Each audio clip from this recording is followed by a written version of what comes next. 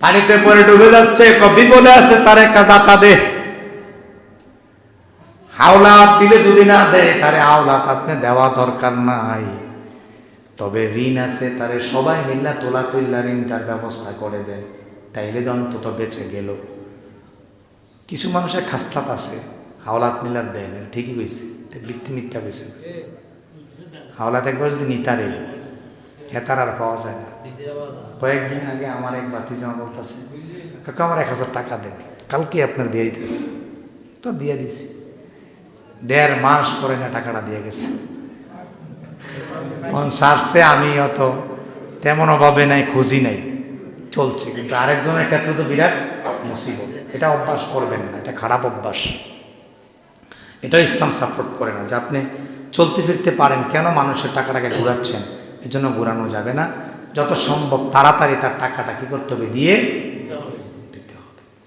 নবীজি বলেন, নিশ্চয় আল্লাহ তাআলা তার দয়া তার বান্দার প্রতি থাকে যতক্ষণ পর্যন্ত বান্দা আরেক বান্দার প্রতি দয়া করে।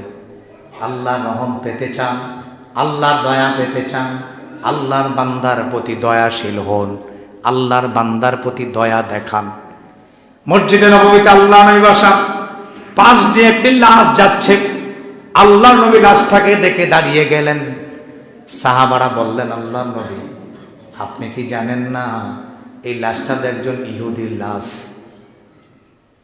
সুতরাং আপনি যে দাঁড়াইয়া গেলেন, নবীজি বলেন, সে তো একজন মানুষ ছিল, আমি তার শেষ বিদায়টা দাঁড়াইয়া সম্মানের সহিত তারে দিয়া দিলাম। সুতরাং যে আপনার পাশে অসহায় রয়েছে, হয়তোবা সে হতে পারে পাপী, হয়তোবা সে হতে পারে মধুদী, হয়তোবা সে হতে পারে এলাকার নিকৃষ্ট খারাপ মানুষ, কিন্তু অন্তত সে আল্লাহর বান্দা মানুষ। এই মানুষ হিসাবে জীবের প্রতি আপনার দায়িত্ব হচ্ছে তার প্রতি দয়া ধরা। সুবহানাল্লাহ। আপনারা অনেকেই তো জানেন না, কোরআন হাদিস থেকে কম জানেন না। একজন বেশ্যার কাহিনী আমরা জানি, বুখারীর বর্ণনা। বেশ্যায় শুধু একটা কুকুরে পানি খাওয়াইছিল, এটা জানেন না আপনারা? শোনেন না এটা? কুকুরকে পানি খাওয়াইছে, কুকুরটা মুমূর্ষ অবস্থায়। বেশ্যার বড় মায়া লাগলো, খারাপ লেগে গেল, কুকুরটা পানির জন্য মরে যাবে, এটা হতে পারে না। সে তার করুণা দিয়ে, আর একটা বর্ণনা এসেছে, সে এক জুতার মধ্যে পানি নিয়ে, ওই মোড়না দিয়ে জুতা দিয়ে পানি এনে কুকুরটার মুখে দিলেন, কুকুরটা পানি পান করলো, কুকুরটা বেঁচে গেল। সুবহানাল্লাহ। আল্লাহর কাছে বড় ভালো লাগলো, আল্লাহর কাছে বড় ভালো লাগলো, আল্লাহর কাছে বড় ভালো লাগলো। আল্লাহ রাব্বুল আলামিন ওই বেশ্যারে মাফ করে দিলেন, জান্নাত দিয়া দিলেন। সুতরাং আপনাকে বুঝতে হবে, জীবের দয়া ধরতে হবে, অসহায় মানুষটার পাশে দাঁড়ান। দেখবেন এমনও হতে পারে একটা পুরান সোয়াটার দিয়েছেন একজন শীতে কাঁপা মানুষকে, আল্লাহ এই পুরান সোয়াটারটা দেওয়ার পরও আল্লাহ মাফ করে দিতে পারে নাকি পারে না? এত সম্পদ আপনার,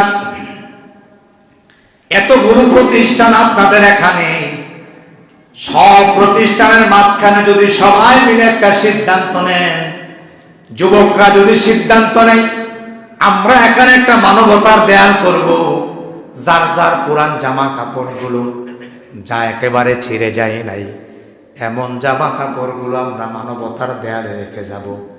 যার যেটা প্রয়োজন সেখান থেকে সে ওইটা নিয়ে যাবে। রাতের আধারে কেউ দেখবে না, লজ্জাও সে পাবে না। সুবহানাল্লাহ।